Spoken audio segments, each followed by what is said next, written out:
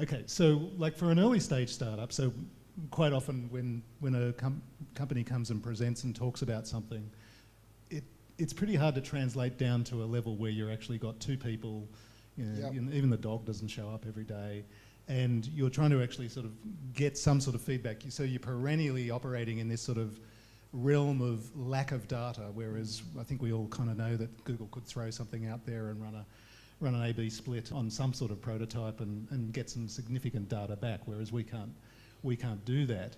So you mentioned, like on the second slide, go out and do interviews. So it sounds like there's a preliminary step, or there's a step before this, which is more of the Steve Blank get out of the building type thing, or Eric Ries type thing. Can you just tell us where this fits in the process? Because it seemed very internal, and there's quite a lot of resources.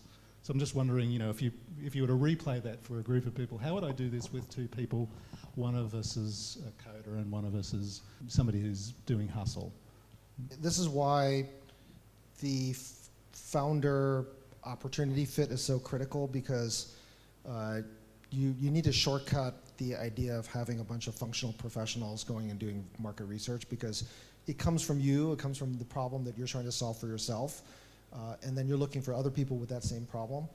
So I think I think it's basically, have you picked a problem that you deeply understand and care about more than anybody else? And if you haven't, then you need to step back and decide if that's going to work or not. In most cases, I think it's tough.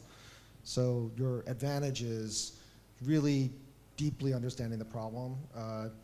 I would say that in my own experience, 2 out of the 3 startups that I did were cases where I felt that was true, that we knew the problem space extremely well.